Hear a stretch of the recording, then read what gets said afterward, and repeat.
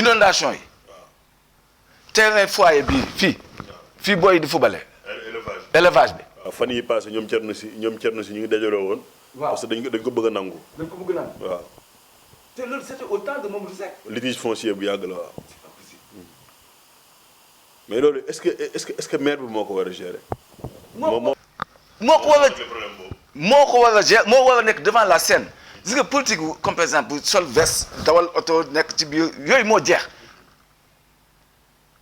dafa war a nekk benn mooy maanaam benn participation boo xam ne inclusive ñëpp war a population bi ñëpp ci war a adhérer pour commune bi dox du moom rek même chef de quartier yi dañu fay à leur mission le président des ASC président yi ASC football yi dañu fay seen mission man mënuma comprendre yow football ak ni mu amee xaalis léegi commune Mbao duñ mukk am na benn joueur professionnel. pourtant am nañ professionnel. venant ci nawetaan. waaw ci nawetaan. ah waaw. Babacar Sarr. waaw benn nit. ñaata joueurs ñoo fi nekk. ñaata boy ñu mën football. c'est le professionnalisme actuellement dans le monde. sur tous les domaines. est-ce que ñu ngi bëgg a tudd benn dossier bu am solo. mais concernant le foncier. à Mbao. da nga ci cof. le terrain élevage. est-ce que moom rek moo fi nekk par exemple on a le problème de Ndiakhirate. on a d'autres problèmes qui sont là. est-ce que yaakaar nga ni loolu maire bi la mu ci waroon def pour solutionner ces problèmes là mu ngi koy def.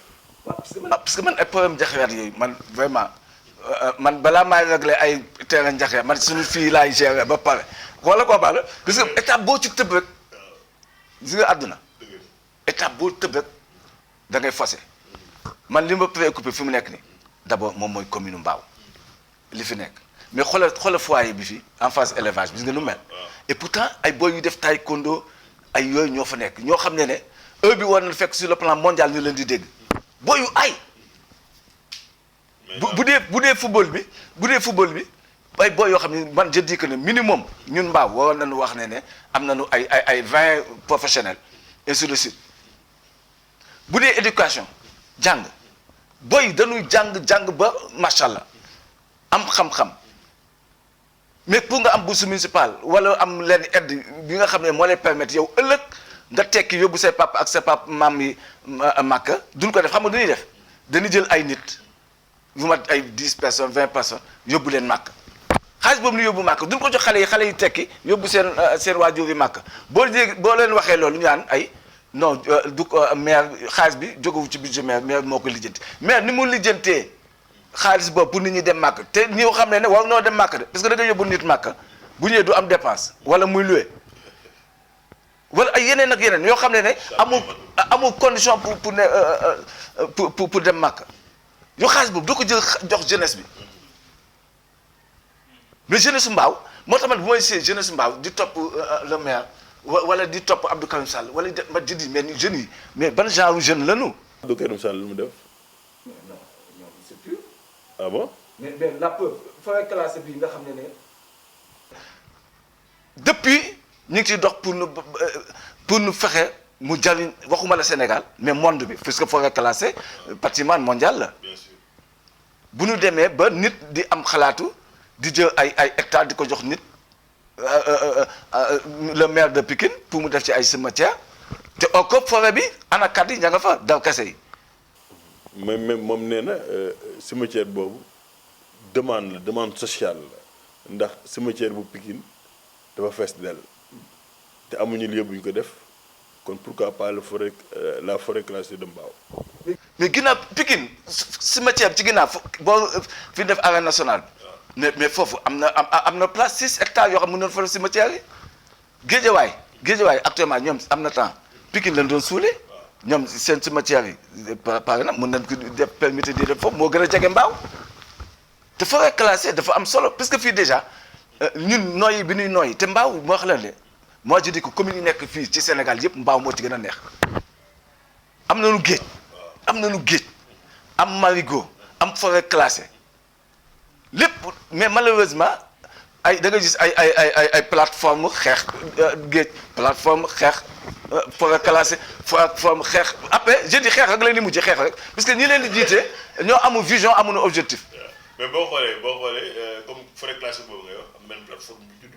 waaw. ànd aar suñu forêt classée bu mbaaw xaw ma. mooy bi ñoom Guèye Diène di mooy ne coordonnateur Guèye Diène moom mooy coordonnateur bi moo koy coordonné. mooy coordonné loolu. waaw moo koy coordonné. yow si nga bokk. man ci laa bokk man nee naa la lépp luy jàpp touché mbaaw maa ngi ci biir waxuma la mbaaw rek mais monde bi man ci monde bi laa bokk. kon tey comme que ci nga bokk nan ngeen fas yéene taxawee pour combat bi nga xam ne déjà mi ngi en discussion le ministre moo ko wax. keroog ba mu ñëwee di reboiser forêt classée bu mbaaw ne ñu ngi en discussion avancée te dinañ ko signer maanaam dinañ signer protocole d'accord boobu entre ñoom ak la mairie de Pikine de la ville de Pikine pour ñu jox leen ay pàcc ci biir kii bi bu ko defee mu nekk ay forêt cimetière comme ça se passe dans d'autres pays en Europe. waaw ñu nekk lu Europe dañu jëmale bu la neexee ñoom la dul seddee am nañu ba mu ëppal ñoom bu la neexee ñu def ay ñu jël ay ñu tudd ay avion sax di fa def cimetière mel ni tolluwaguñu foofu. dégg nga rek. xool nee naa la ça li may wax ci réalité la. je suis bien sûr. dafa weetaanlu mais. logique la. waaw même mais tey nee naa la si Abdou Karim le ministre de l'environnement et du développement durable li muy def nii mais du ci moment président la le président de la république Macky Sall. non moo ko dooleel te loolu du am moi je dis que ne le président ci boppam moom moo yëpp waa Mbaaw le président Macky Sall. loolu sëñ bi ko man maa koy wax parce que xam nga lu tax ñun dañu am kilifa fii xam nga mooy ma Dieu nous a créé et nous a organisé chaque instance dafa am koo xam ne moom mooy kilifa bi gis nga kër gi paa bi moo ak maire bi ñooy kilifa yi koñ bi waa koñ baa ko bokk ñoom ñooy organiser sal président quartier bi ñu am délégué de quartier commune bi mu am maire mais lépp luy dugg ci maire bi mais le maire war na ko xam mais le président Macky Sall day jékki-jékki rek acca mbaaw mel ni ñun amu fii nit puisque la preuve lycée mbaaw jékki-jékki ne rek tuddee ko benn nit nii. affaire mooy li ma la saa affaire loolu lu nu bokk amul poulain lu nu bokk amul poulain da nga koy teg rek te yàlla tax wuy ma lycée mbaaw bi moo tax xoolal gis nga ñun mbaaw jeunesse bi ak boom bopp bi xam-xam yu bari dañuy def un pas en avant 2 pas en arrière puisque yow boo réglé fii benn problème ou bien nga dem uti beneen affaire boo xam ne day mën a apporter lu baax pour commune bi da ngay delluwaat ginnaaw puisque am na beneen plateforme bu ba ama bi ñu demee ci maire bi di ko wax naan ko tuddee nañu lycée bi beneen nit boo xam ne ci yoon nitu mbaaw lañ ko war a tudd puisque mbaaw ñàkkul ku fa def ay jaloore mais lu mu wax man de yëguma ko woon.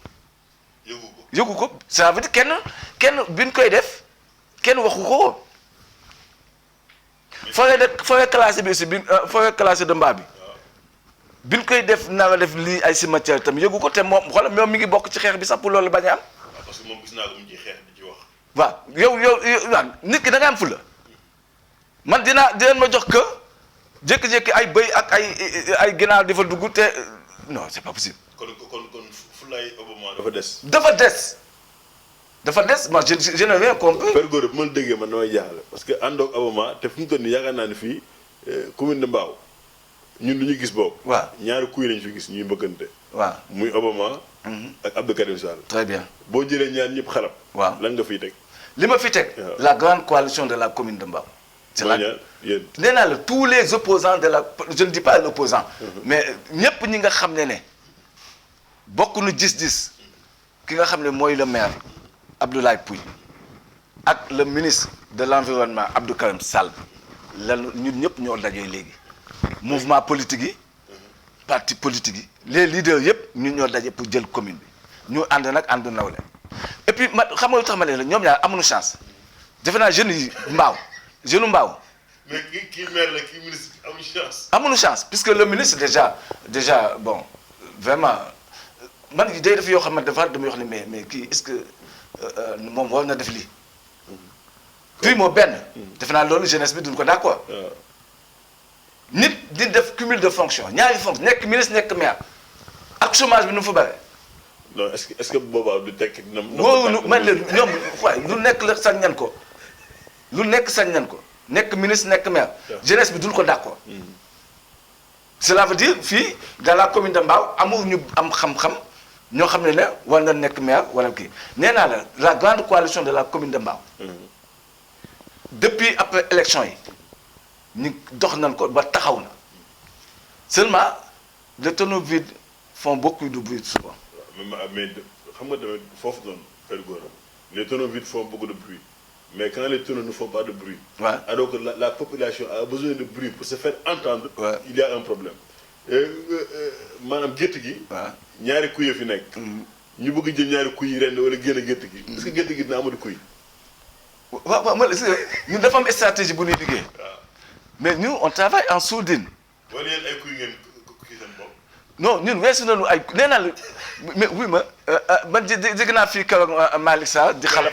te am naa client de. oui ma keroog déglu naa fi Malick Sarr mais que je respecte beaucoup parce que macha allah ci li nu bokk bon mi ngi ci soobu dama koy jox cër. bon mi ngi wax ne conseil municipal yi foofu benn conseil rek moo ci vraiment moo ciy def li nga xam ne. voilà c'est ça mais je dis non parce qu'il n'a rien compris non. yéen am ngeen ay conseillers. jaay la de vrais conseillers de vrais conseillers. mais dafa ñun élection locale yi ñu on a am na 5 conseillers ak adjoint au maire Ramakandi.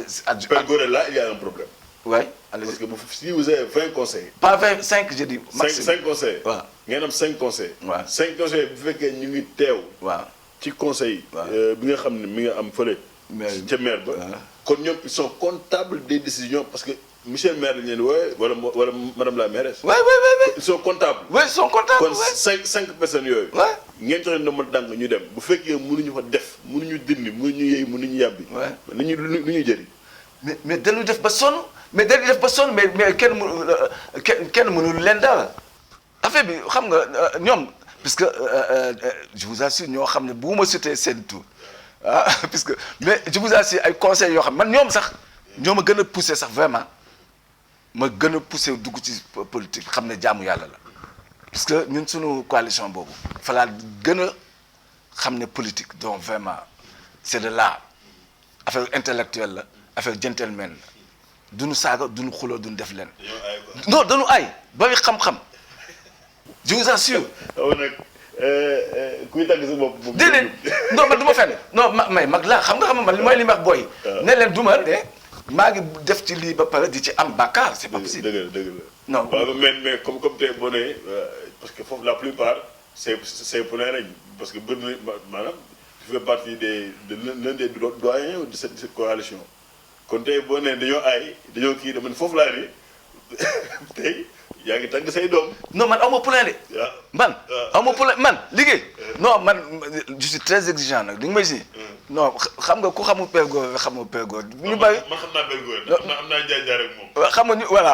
xam doon nañu sama émission. xam naa Père Gora. waaw xam nga ñu bàyyi dañu foog ne Père Gora dafay nelaw mais romb naa fu may nelawee ñu bàyyi dañu foog ne Père Gora dafa social mais ku sur la régionalisation 96 ku ci def conférence mais nga xam ne kii mi ngi suivre politique bi. bu baax ça wala comprendre mais nee naa la man du ma jay nit parce que dafa rafet wala dafa njool wala dafa ñaaw wala dafa am déedéet weesu naa foofu lu ma amul woon dootuma ko am.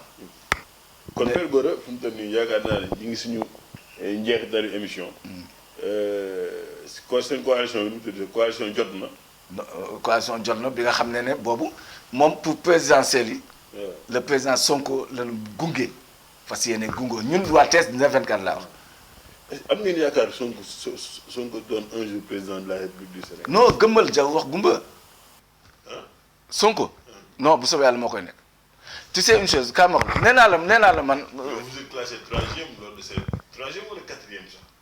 non troisième. troisième. waaw non mais xam nga koo xam ne yow déjà yow sa première élection nga am ñaata 15%.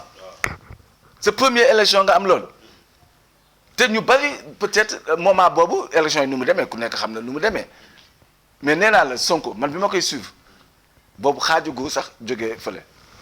impôt non. mais est-ce que Sonko. am na xam-xam bu mun a jiite nguur bu Sénégal. tra maa la ko wax nii tey waxuma la Sénégal xam nga ñun lu ñuy xeex ñun actuellement nii Sonko nekk président de la République 2024. def 2 mandats pare ñu dem ca monde ba mu nekk fa secrétaire général Nations Unies comme ñoom Kofi Annan. ay ñoom Boutros Ghali. wala dégg nga wax ji Tra. dégg naa ne bu baax. Tra. bind ko tey bu soobee yàlla. Sonko dina nekk président. bu soobee yàlla. parce que ñu ngi xeex di pas xeex saagante ki ñu ngi liggéey boo xam ne bu soobee yàlla dina ko nekk. secondo bu defee 2 mandats bi. Sonko il est très jeune. boroom xam-xam la. te am na il a la sagesse. et puis am na coalition bi am na ñu ko wër ñoo xam ñu bari xamuñu leen. mais bis bu ñu ñëwee 2024 di ngeen xam ne Sonko bi waxuma la président ay duñ leen di woowee sax duñ ko xam. man maa la ko wax. bu ñu paree 2 ans nee naa la bu defee 2 mandats. Nations Unies lañ dem comme secrétaire général. Nations Unies yàlla may. waaw. dafa mel ni nag egg nañ suñu ci pandaw émission dañuy bàyyi Père Gora. waaw te mu wax ñu li nga xam ne mooy projet yi. par rapport ak les prochaines échéances municipales. mais aussi par rapport ak li nga xam ne wax na ko léegi wax na ko sax bu pare muy Sonko nekk njiitum réewu Sénégal en 2024. waay waaw parce que ñoom loolu la ñuy ñaan. waay waaw Père Gora pour Mbao. lan ngeen dëgg ma. lan ngeen bëgg. waaw pour Mbao daal man li ma mën a wax. comme li sama leader politique professeur Diot di wax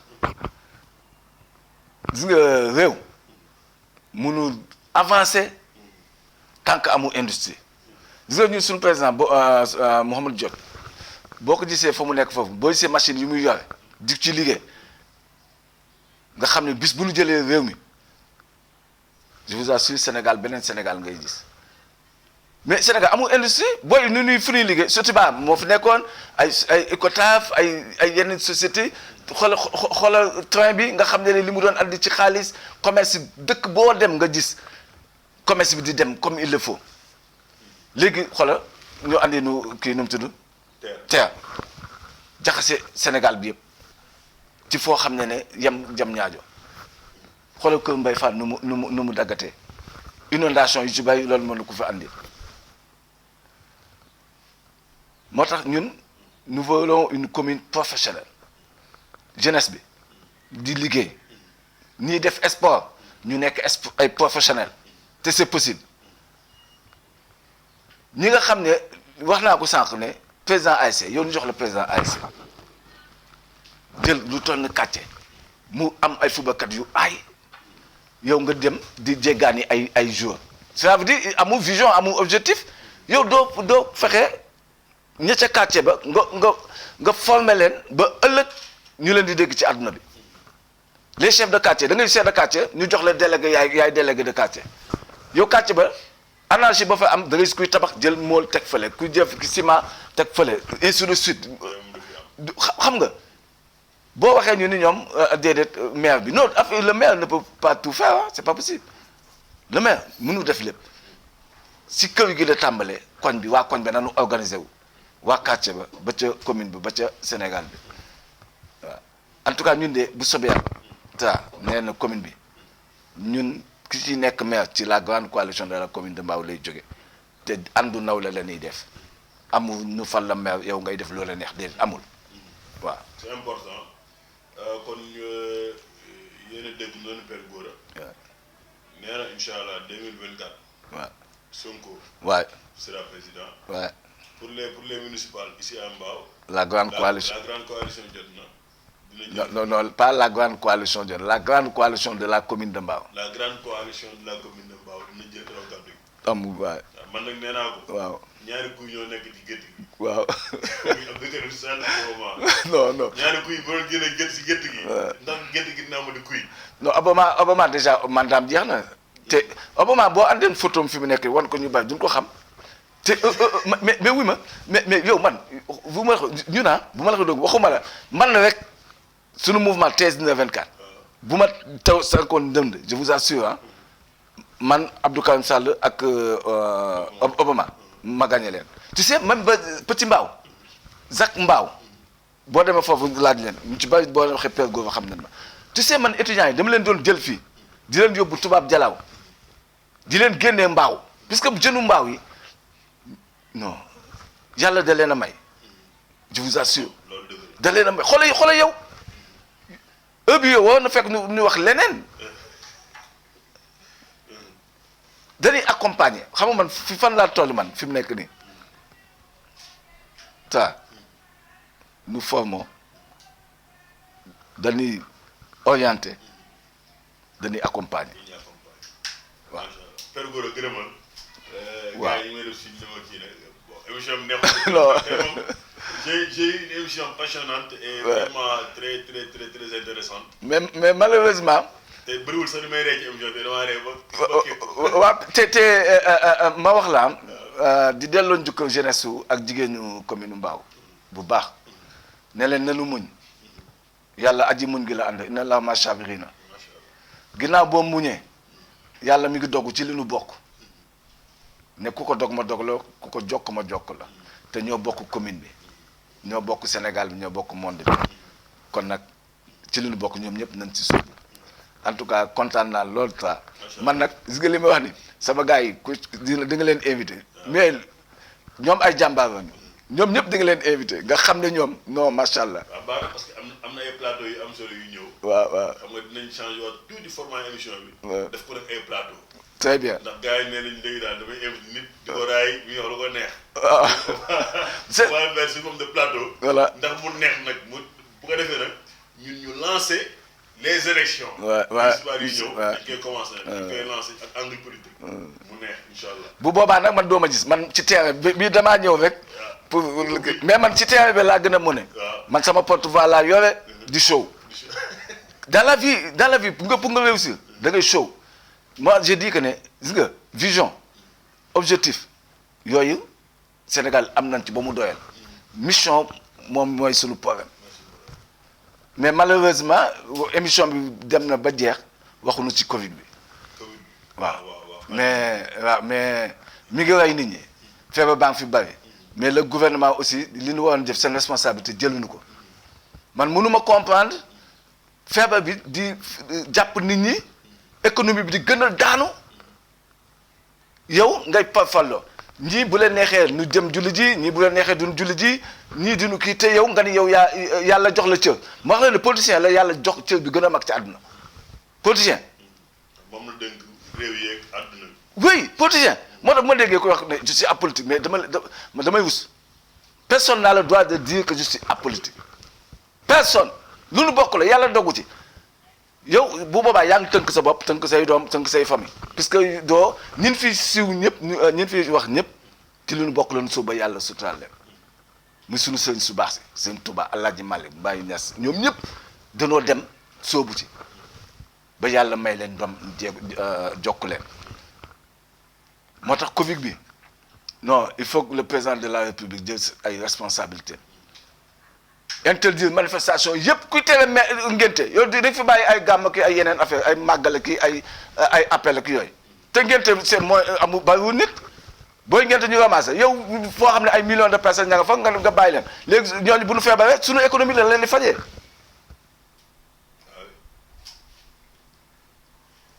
maa ngi jégalu yal na yàlla yokk sutura si. amiin yaa rabbi en tout cas émission bi neex Père Gora Fall. du mouvement MSD. mais aussi du parti. TS 1924 mais aussi de la coalition Jotna. Ousmane Sonko. mais aussi Père Gora l'acteur de développement. sant yàlla Père Gora ci social. sant yàlla yàlla na fi yàlla. allah ñu bokk allahumma amin allahumma amin ñu bokk ñun amin yaa rabbi lii nag moom réeré si ñun trop. non lii du dara bu yanj bi nga xam ne léegi ku ñëw ci émission bi di nga am nooy ñëwee parce que darul yomb. mais nii leen war a def mooy accompagner leen xam nga affaire du may jën kenn mënu fi amul jën kenn mënu fi may képp koo fi gis muy may xaalis yaa ngi jël xaalis jàmbur nee naa la bu ma la ko dund compte bancaire non ñu ko fi am non ci yoon war nit sax waratu am compte bancaire nit waratu ko fi am puisque jamono ji ni mu tolloo lii nu mun nit mënu mën mooy jàngal napp man ma ñëw fekk yow yaa ngi def affaire bi ma fexe yow noonu la déggee ci monde bi li may def ma ñëw may la affaire support ba pare di la encourager bu benn affaire amee au lieu may wu dem di woo waa Dakar wala waa Médina ma woo yow mi fi nekk xaalis bay génn man weccet sax weccet du ma ko yóbbu Dakar fii laa koy andi mbaaw billet bu bees mbaaw essence mooy jënd essence Elton ba. loolu am na solo loolu moom. non gars yi déglu leen Père Gora de. non def seen manifestation. oui. da leen woo ñaari chaîne yu mag yi fi ne. oui. bu ngeen def point de presse. oui da leen ñu woo waaye def seen point de presse yaakaar ni seen genre média yooyu mën na lépp. wax waa kenn nag. yàlla kon nag macha allah ñi ngi sant bu baax. mais di gërëm bu baax Père Gora tey moom lañu invité.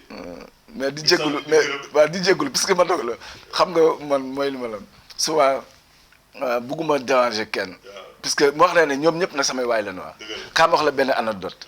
mémorial Demba Seck. gis nga ñoom Abou Si ñoom Ndiawa Sow Ndiaga Diop ñoom ñëpp opposants yëpp nga xam ne ñoo dajaloo doon def mémorial moom Demba Seck dañ ma fekk ba sama deuxième femme fële Mbaaw Petit Mbaaw na ma père yaa ñuy defal liggéey bi doonu ko may dañ nu facturé pour wane ne man ñoom ñëpp laa ànd ak jàmm di la ñaanal lafal cat ñaan yàlla lafal leen cat ba li nu bëgg ci commune ñoom tamit yàlla may. kon ci noonu ñuy gërëm bu baax suñuy technicien macha allah boobu ba tey ñu ngi taxaw di jaabante pour émission bi jaar yoon. Asmalik jaar nañ la. sëñ bi di la gërëm. le réalisateur de l' émission Mamadou Diop moom it ñu ngi koy gërëm. macha allah di leen jox dig daje ci semaine bii di ñëw